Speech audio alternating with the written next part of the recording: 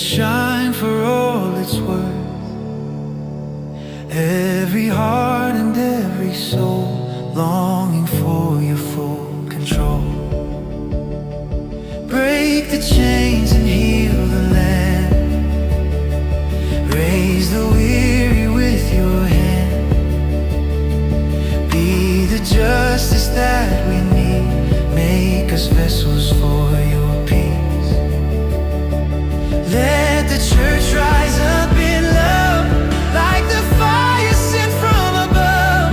Let us serve and not retreat. Bring your mercy to the street. Every tribe and every tongue will declare what you've begun.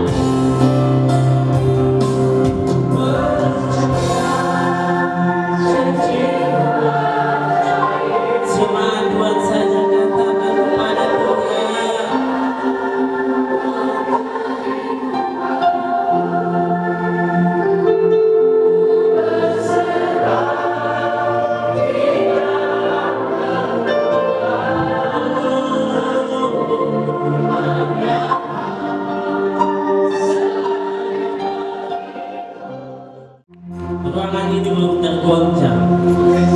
Jangan kalah. Sukacita. Yes, yes, yes. Jangan kalah.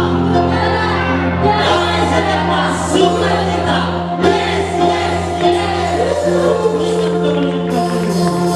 Ruangan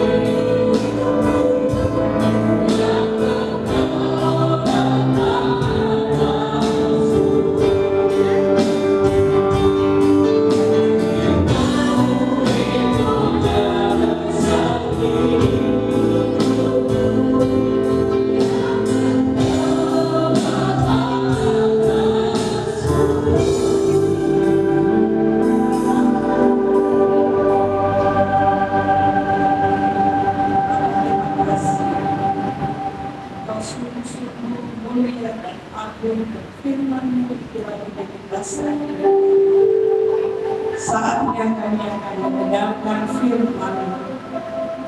Mari Allah Roh Kudus berbicara dan bicaralah dengan kami. Karena kami tahu Kau adalah Allah di atas segala Allah, Bapa di atas segala Bapa, Raja di atas segala Raja.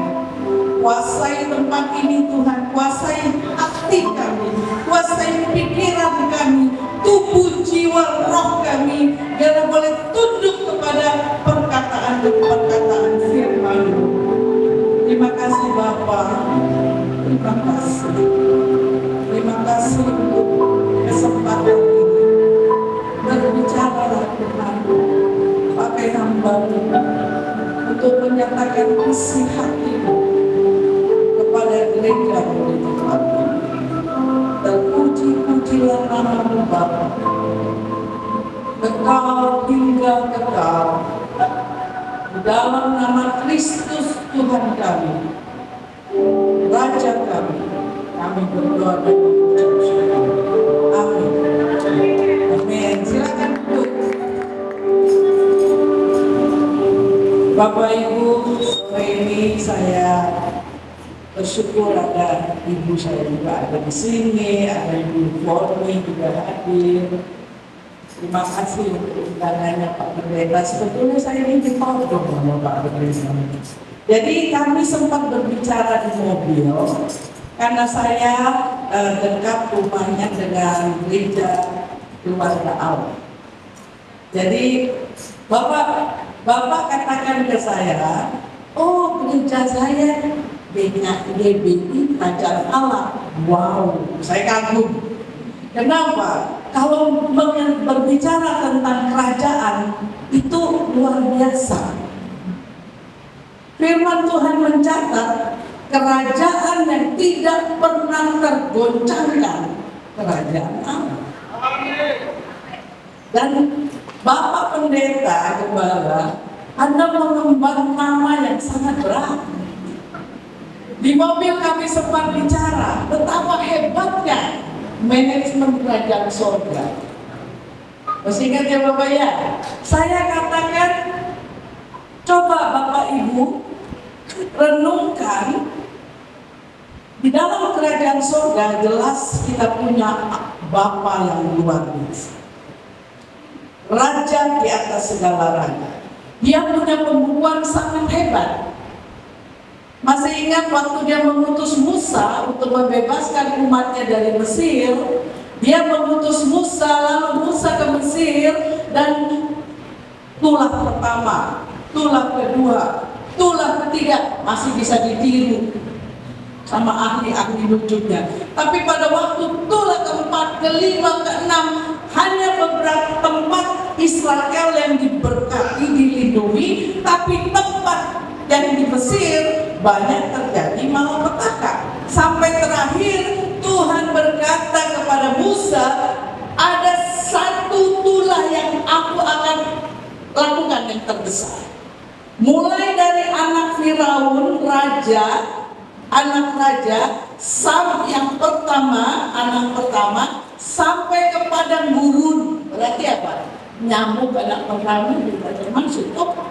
Kambing juga termasuk, kuda, lembu, gajah, semua termasuk.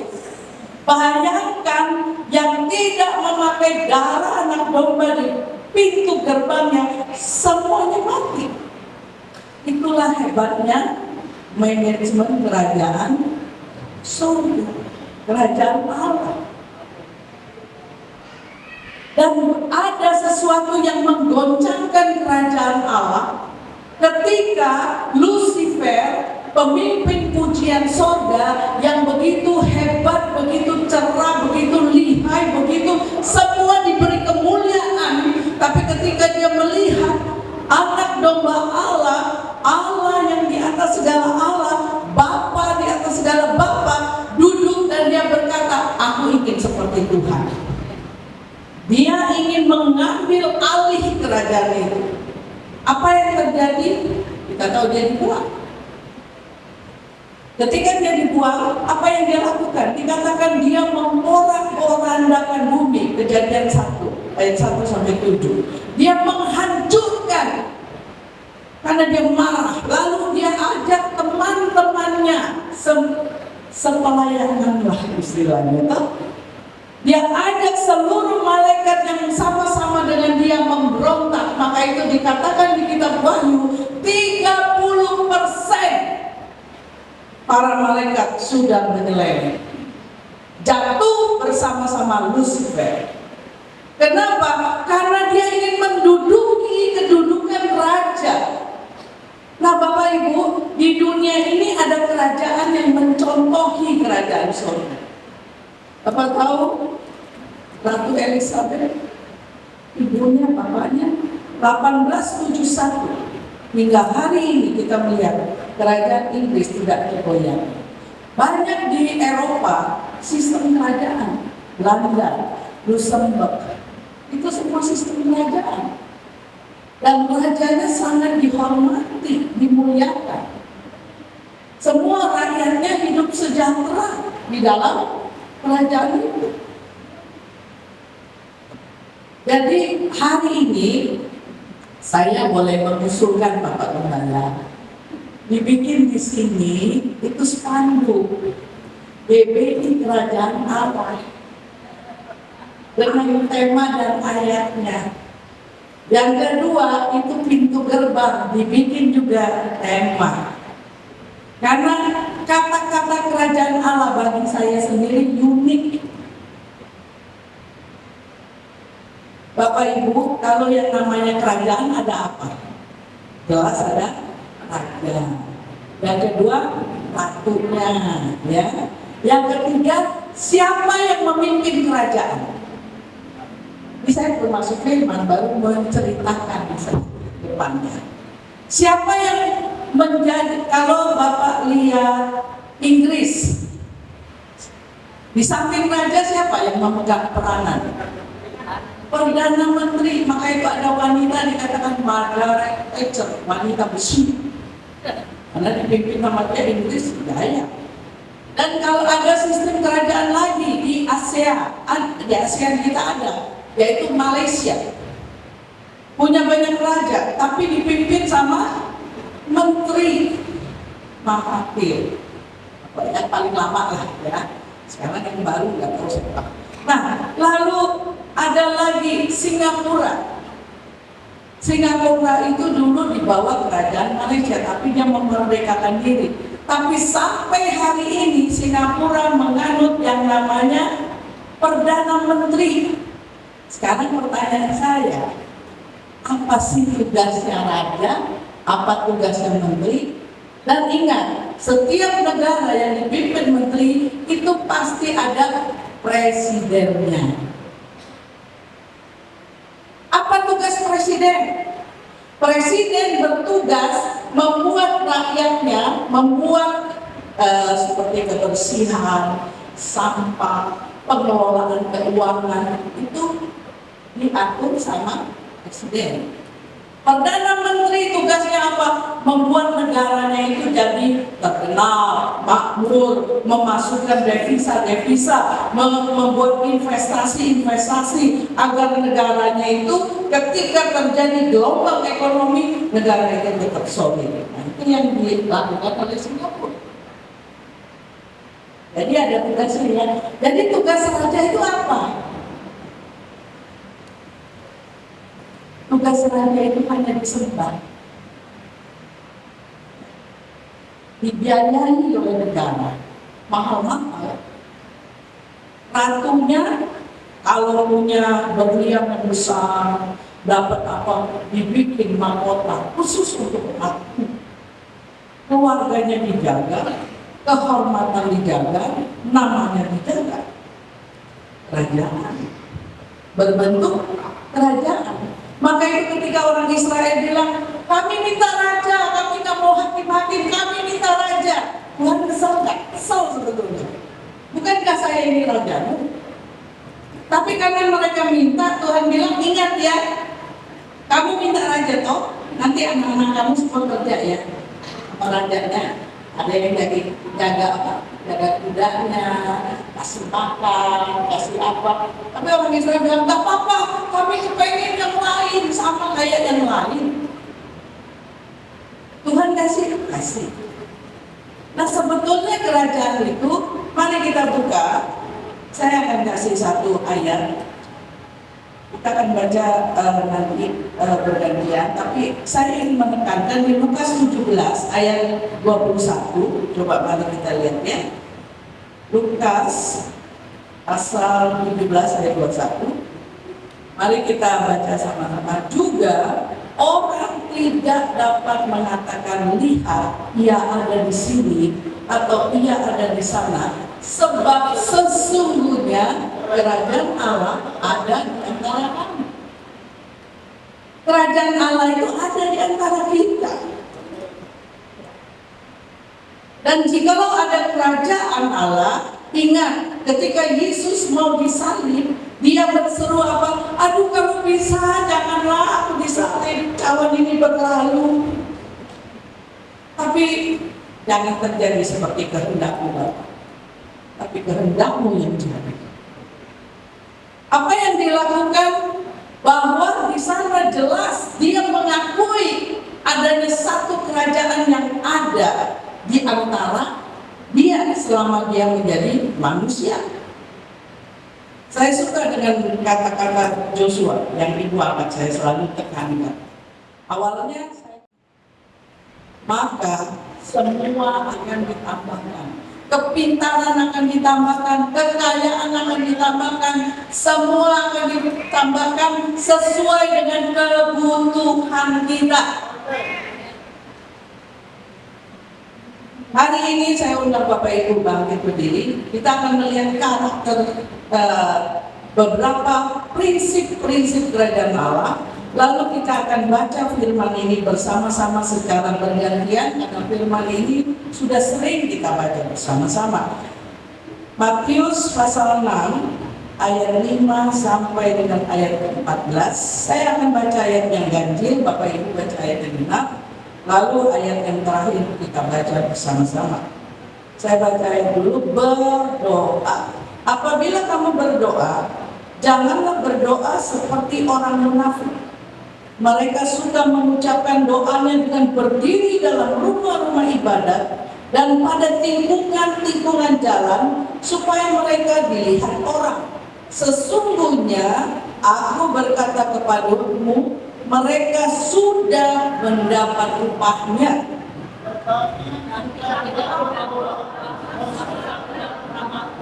Tutuplah pintu dan berdoa pada Bapamu yang ada di tempat tersembunyi, maka Bapamu yang melihat dari tersembunyi akan membalas yang menghadap. Perhatikan di sini, orang Farisi dia berdoa atau orang fasik berdoa dalam rumah-rumah ibadat supaya dilihat orang.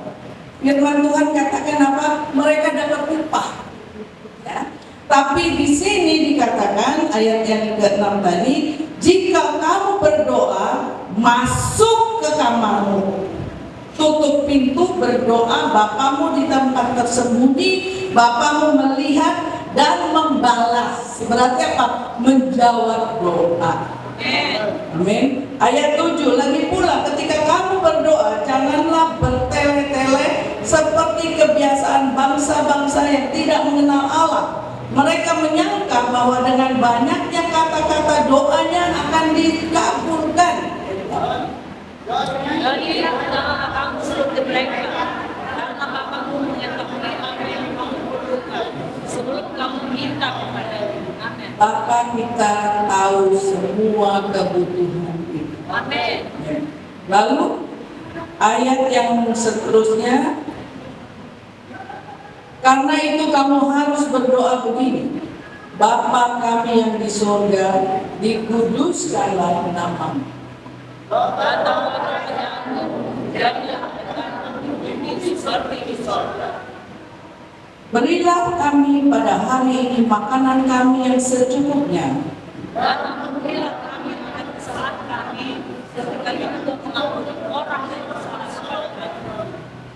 Dan janganlah membawa kami ke dalam pencobaan, tetapi lepaskanlah kami daripada yang jahat. Karena Engkau yang punya kerajaan dan kuasa dan kemuliaan sampai selama-lamanya. Amin. Dan jikalau kamu mengampuni kesalahan, ayat 15 kita sama-sama. Namun jikalau kamu tidak mengampuni orang, Bapamu juga tidak akan mengampuni kesalahan. Silakan. Bapak Ibu, murid-murid Tuhan datang kepada dia. Guru, ajarkan kami berdoa. Doa Bapa kami ini mujizat. Kenapa? Ketika saya baru terlepas dari kuasa kegelapan, saya itu disuruh baca doa Bapa kami 1000 kali. Waktu itu saya nggak ngerti soal doa. Lalu terjadi mujizat. Saya itu bisa tidur. Biasanya nggak bisa tidur. Tiap malam di atap di kamar saya kayak orang perang. Karena banyak kuasa gelapnya. Tapi kuasa gelap itu dapat dikalahkan dengan satu saja, yaitu apa? Doa. Satu kali Pak Billy Graham, pendiri gereja baptis dunia, ditanya, dia satu-satunya pendeta yang dicalonkan presiden Amerika, tapi dia menolak, dia lebih memilih pelayanan. Dialah yang pernah bicara dengan Paus Yohanes II untuk tentang Injil, tentang kerajaan Allah, di mana akhirnya Paus berkata, saya tidak bisa merubah doktrin Katolik, tidak bisa. Tapi saya akan membuat satu pembaruan terobosan. Apa itu yang dia buat? Gereja Katolik Karismatik. Di mana akhirnya apa? kita punya puji-pujian sama. Haleluyanya sama, tariannya juga sama. Jadi itulah pembaruan. Nah, Bapak Ibu, kita bisa melihat di sini ketika Billy Graham ditanya sama seseorang, "Bapak Billy Graham, Anda begitu hebat. Berapa banyak gereja misi di Indonesia dibangun oleh beliau? Lalu ketika kamu dipanggil Tuhan, apa yang kau bawa untuk Tuhan Yesus? Untuk Bapak Yesus, untuk Bapa di sorga, apa yang kau bawa untuk Dia? Apakah jiwa-jiwa yang sudah kau selamatkan ribuan jutaan bahkan?" Tahu dia jawab apa? "Yang akan saya bawa pertama doa. Yang kedua berdoa. Yang ketiga apa saudara? Mendoakan." Jadi mari kita renungkan. Satu hari Bapak Ibu berdoa berapa lama? Ada Paulus berkata, "Berdoalah tidak henti-hentinya." Berdoa itu adalah seperti nafas hidup kekristenan. Berdoa itu adalah sumber kekuatan kerajaan Allah hadir dalam hidup kita. Seperti simbol dari Bapak Gembala atau gereja ini, menurunkan sukacita, damai sejahtera kepada keluarga, kepada pekerjaan, menurunkan kerajaan Allah di sekitar kita. Jika saudara ingin menurunkan kerajaan Allah dalam hidup kita, kuncinya cuma satu: doa. Doa, berdoa, mendoakan. 3 hal. Doa itu adalah hubungan pribadi manusia dengan Tuhan. Yang kedua, berdoa. Berdoa adalah menjadikan diri kita menjadi tiang-tiang gereja, tiang keluarga, tiang bangsa dan negara untuk menjadi doa sebagai satu kekokohan bagi kerajaan Allah. Dan yang ketiga, mendoakan. Sekarang pertanyaan saya, berapa banyak dalam hidup saya sia-siakan karena saya kurang mendoakan, sehingga diizinkan masalah demi masalah bisa menang atas hidup saya. Tapi ketika kita sadar, kita mendoakan masalah yang datang, kita mendoakan orang-orang yang menyakiti kita, kita mendoakan apapun masalah yang saudara hadapi, karena saudara adalah berdoa. Ketika saudara mendoakan, di situ firman Tuhan katakan apa? Bapa kami yang ada di surga. Doa kita di dalam kamar tersendiri dengan tangisan air mata, dengan kesusahan, dengan himpitan, dengan tekanan di dalam ruangan yang tersembunyi, dikatakan Bapa akan menjawab doamu. Dibandingkan doamu di tengah jalan, di gereja kelihatan suci, doanya bagus, tapi itu mereka dapat upahnya. Tapi jawabannya belum tentu kan? Upah. Namun kalau kita berdoa, firman Tuhan katakan, Dia mengajarkan kepada kita, kita tutup pintu, kita doa puasa, kita menyatakan hal-hal yang kita kehendaki. Dan Tuhan katakan Dia akan menjawab. Saya pernah menyaksikan kepada gimana ya, jadi seperti itu saya ini orangnya suka nulis. Jadi kalau saya punya doa, saya catat. Doa saya itu ada 5.889, yang belum dijawab cuma 1. Coba Bapak Ibu punya doa, catat. Lihat bagaimana Tuhan akan membalas doamu, menjawab doamu. Sebab Dia berfirman, burung saja tidak ada mati kelaparan. Kenapa kamu khawatir tetap lapar?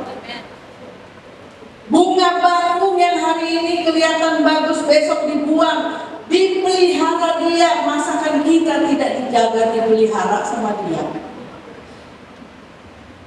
Ketika kita mengetahui rahasia Tuhan Yesus, rahasia Bapa kita yang di surga ini, kuncinya cuma satu, Tuhan minta sama kita, menguduskan namanya. Di dalam kita berdoa, dia selalu menekankan kekudusan. Karena tanpa kekudusan, kita tidak mungkin bisa membangun antara dia dengan kita, tidak bisa. Dia mau mendekati kita, menjawab doa kita pun terhalang. Tapi dengan kekudusan itulah kita akan berkata, Abba Bapa, aku minta kepadamu, berikanlah apa yang aku perlukan sesuai dengan kekayaanmu.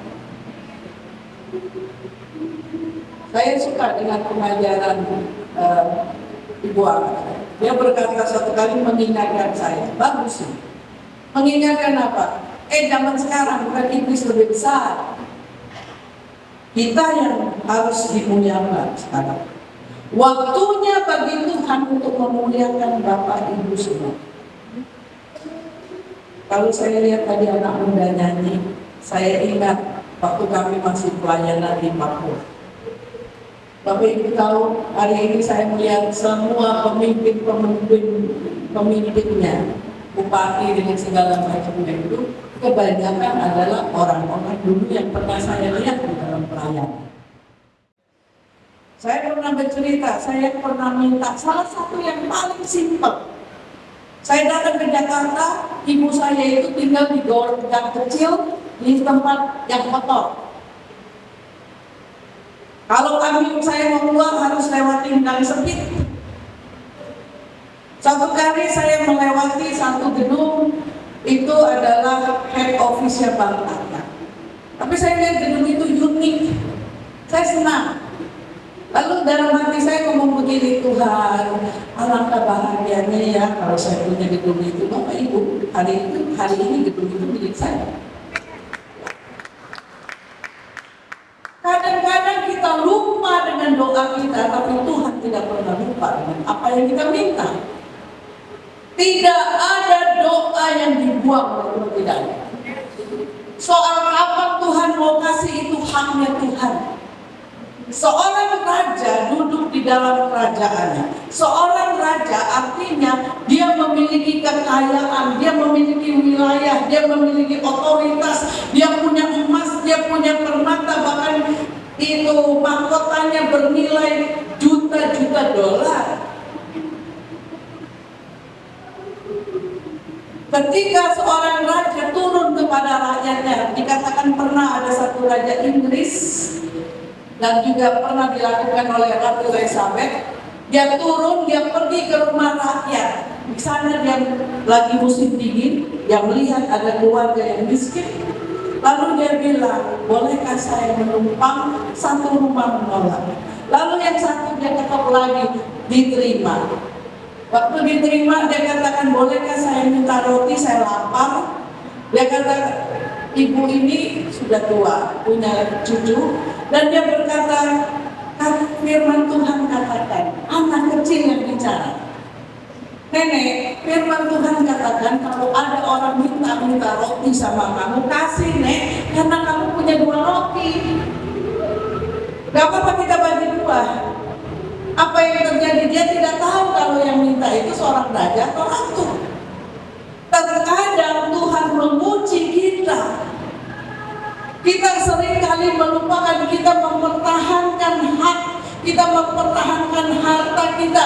Padahal Tuhan bilang apa? Bukan. Ketika dia menuangkan, meluber. Ketika dia tuangkan, dia meluber. Lama-lama akan makin besar dan semakin besar. Anak muda di sini belajar menghitung perpuluhan. Jangan mencuri. Kita buka satu, ada kerajaan yang ditiru untuk menjatuhkan kerajaan Allah, yaitu kerajaan setan.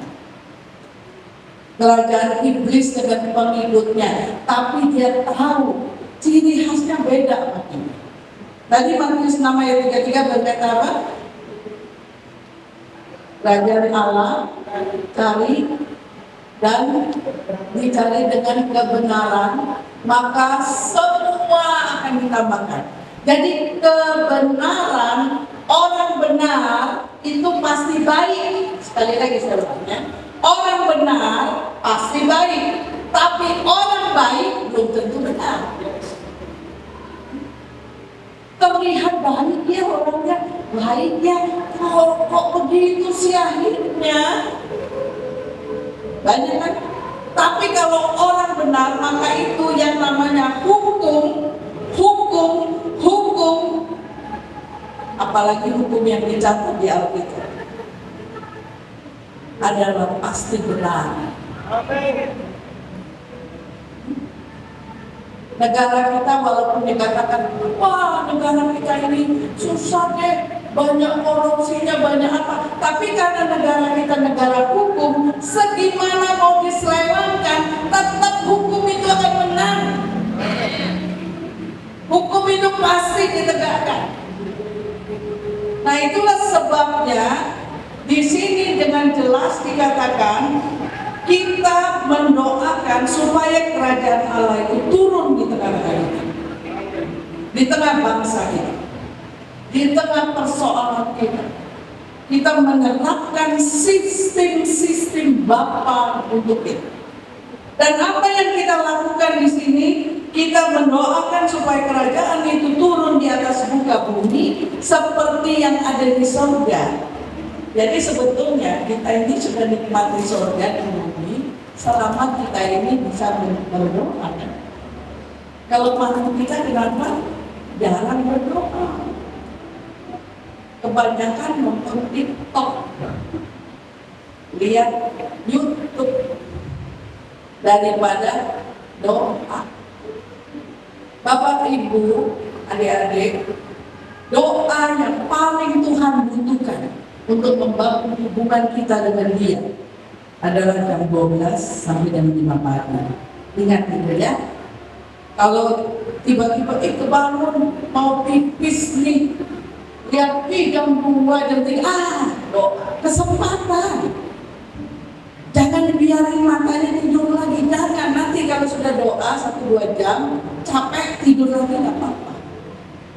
Karena pada waktu jam-jam itu, jam-jam di mana Tuhan lagi sedang memerangi sesuatu, Tuhan sedang menyatakan maksud dan kehendaknya, Tuhan sedang melakukan karya-karya Dia yang di mana Dia membutuhkan doa kita untuk menerobos.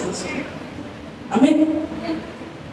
Kalau sudah jam 6 sampai jam 10 kita sudah sibuk apa, sampai akhirnya doanya singkat kata. Boleh? Boleh. Doa Tuhan, tolong ya Tuhan, perjalanan saya Tuhan supaya selamat sampai di kantor. Kayak Tuhan itu apa? Jadi apa? Paham? Jadi apa? Jadi acung untuk kantor kita di kantor sampai selamat gitu ya. Ya, ya, saya diberkati beberapa saat terakhir ini. Ibu anak saya, Dr. Presyanti, menceritakan hal yang unik bagi saya. Tapi itu memberkati saya. Nih, waktu saya mau operasi, otak saya bilang nggak bisa begini. Tiba-tiba, saya ikutin aja, pokoknya Roh Kudus ajarin saya apa, saya lakukan dan tidak salah. Benar, makin lama saya lihat, makin bagus operasi. Sesuatu yang tidak bisa dimasuk akal oleh manusia. Maka itu saya juga bersaing. Oke, Mam, sebelum operasi kembali, saya potong supaya nggak banyak darah. Keluar deh ilmu saya, ilmu sini saya. Tapi ada hal yang saya ingin tekankan di sini. Di dalam ayat yang ke-11, berikan pada kami hari ini makanan kami secukupnya. Kenapa di situ dikatakan? Coba perhatikan ini ya. Datang kerajaanmu, jadi kehendakmu. Lalu tidak langsung mengampuni, tidak, tapi langsung di-cut dengan kata apa? Berikan dia rezeki makanan kami pada hari ini. Karena apa? Dia Bapa yang tahu untuk memelihara kita. Dan dalam pelayanan-pelayanan terakhir, saya mendapat berkat lagi. Bisa memerintah malaikat untuk mengirimkan berkat. Itu mujizat bagi saya. Iya, dan itu saya praktek. Malaikat, kantor saya hari ini kurang ini nih. Saya kurang ini. Itu Tuhan datangkan. Jadi, hari-hari terakhir, ikutilah perintah Tuhan. Ikuti perintah Tuhan. Doa, berdoa, mendoakan. 3 perintah. Doa itu simpel. Menjadikan diri kita adalah pendoa. Karena kalau tanpa doa kita naik, malaikat sama Bapa itu nggak bisa kerja tanpa kita berdoa. Itulah fungsinya kita berdoa terus menerus, tidak berhenti, sampai dia bisa mewujudkan bahwa dia pasti datang kembali sebagai raja yang memerintah di muka bumi. Dia tidak datang sebagai bayi, tidak.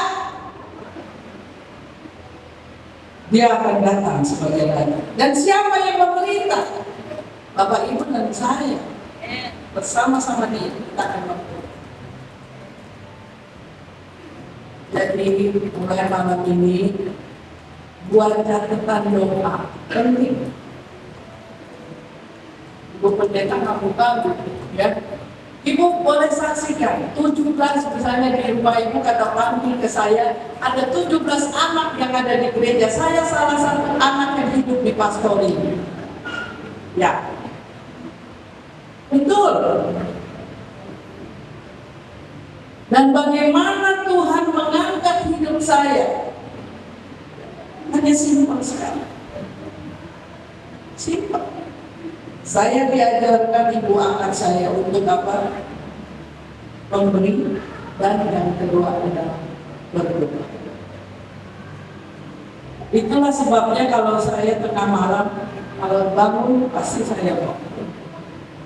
Khususnya beban yang Tuhan taruh di hati saya. Beban saya yang paling berat itu Papua. Dan itu terus saya lakukan sampai hari ini. Sampai saya melihat Tuhan bikin terobosan di sana. Beban Bapak Ibu siapa? Mari terus menjadi berdoa. Sampai Tuhan wujudkan. Amin. Mari. Kita bangkit berdiri. Kita akan berdoa.